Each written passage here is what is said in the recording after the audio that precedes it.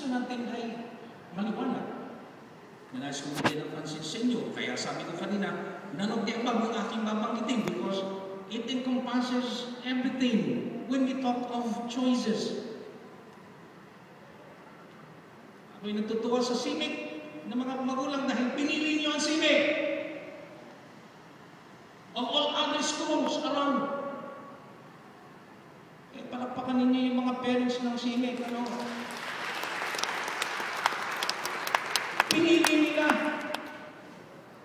Ewan ko, ang dami naman magagandang eskwelahan na talagang university, tama ba?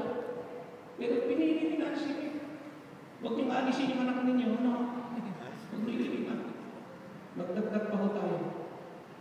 Eh tayo nagagalak din dahil ang culture ay nandun din sa panahon ng pagpili ng mga taong na pwedeng maging bahagi ng gawain ng pagpapanagot.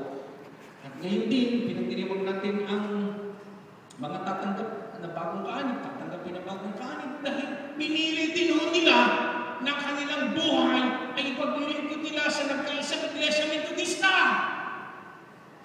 Of all other denominations, they have chosen to become a part of the United Methodist Church. And that's the choice that they have made. At yung panghuli na binabanggit ko, mga kapatid, yung pag-ibig, pagpili din dyan. Sino dito ang mga mag-asawa? Pwede ho bang tumayo ang mga mag-asawa ngayon? Tumayo po kayo. Huwag niyo kaya yung mister niya, misis niya. Tumayo po kayo. Ayan. Pwede ho bang magharapan kayo? Magtitigan. Kasi ngayon may nagtititigan. Paano niya? Ngayon kapatid, tanongin mo sarili mo, pinili mo ba yan o hindi? Nagsisisi ka ba o hindi? Huwag ka magsisi, pinili mo yan eh. Tama ho ba yan? At dahil dyan, palakpakan natin itong mga mag-aasawa nito. Dahil pinili nilang ibigin, ano po, ang kanila pong pinakasama ngayon, Panginoon Diyos. Kaya sabi ko, none of the above. Because we will concentrate more on choosing.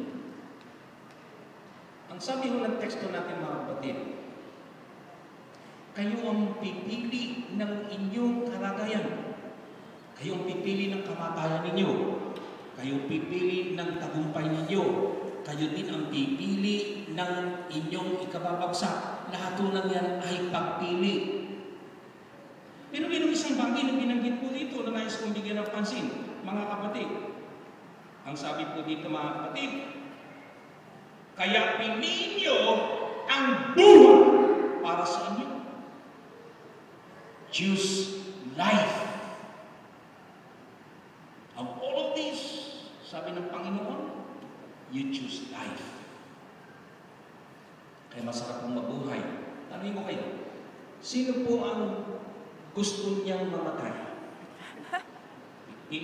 Mamili na kayo yan. Pwede natin ipadalangin yan. Meron bang gusto na? Ayaw na niya. Sino po ditong gustong mamili siya na ang kanyang tawag dito, business, ang kanyang ginagawa ay bumagsak? Meron bang naninili? Wala. Sino dito ang pinipili po niya magtagumpay? Taas ang kamay. Ha? Ano naman? Sino dito ang nangingiling ngayon na siya po ay mag-asawa na?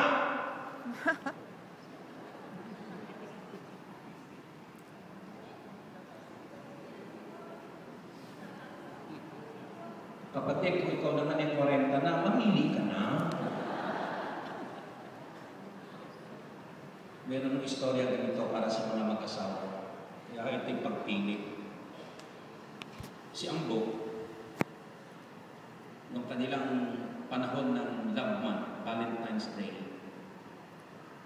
nag-uusap ang mag-asawa, nagtanong sa isa't isa,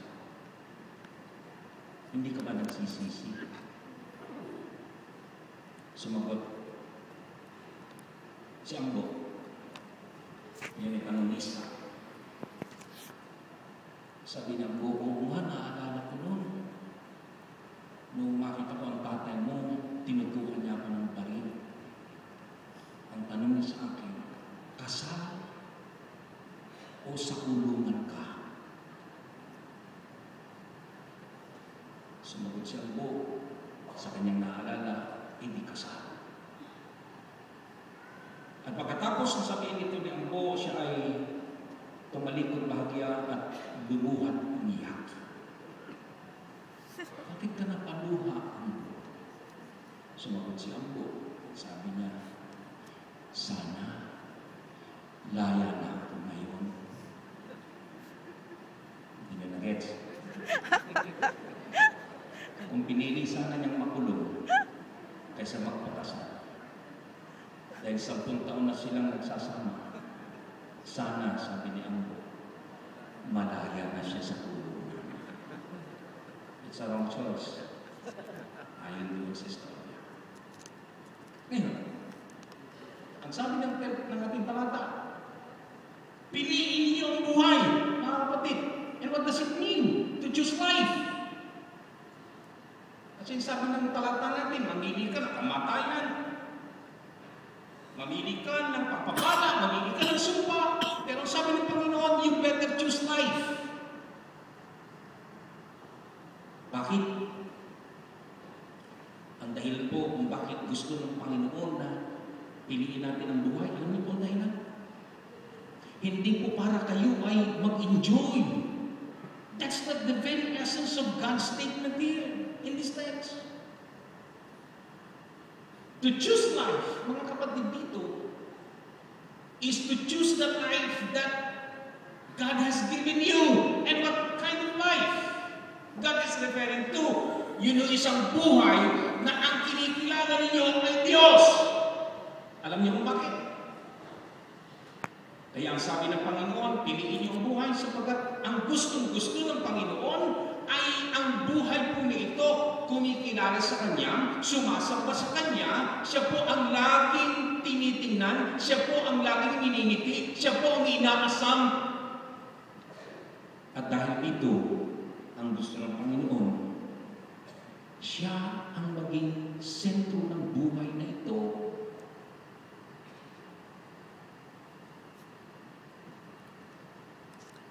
Dahil ang gusto ng Panginoon, yung siya po lagi. Pag-isip niyo sa umaga, Panginoon, pag kayo naglalakad ng Diyos, pag kayo nagtatrabaho ng Diyos, lahat ng gagawin po natin ay Diyos dahil yung buhay na ginagamit po natin ay hindi po sa ating galing. Ang buhay po na ginagamit po natin, hindi po galing sa ating kinakain. Yung buhay po natin, hindi galing po yan kung kanino man. Ang buhay po natin ay galing po sa Diyos. Amen. Ano? May kakayanan ka ba kapatid na dugtungan ng buhay mo? Wala. Meron ka ba kapangyarihan kapatid na pahabain ito? Wala. Pag ikaw may karamdaman kapatid, may kakayanan kang pagalingin ka? Wala. Kaya sabi ng Panginoon, kung meron kayong pipiliin, piliin niyo yung buhay. Pero hindi buhay na nag-i-enjoy sa mundo, kundi isang buhay na nasa Diyos. Kaya huli mga talata, sabi po niya dito, ibigin niyo si Yahweh. Purihin niyo si Yahweh.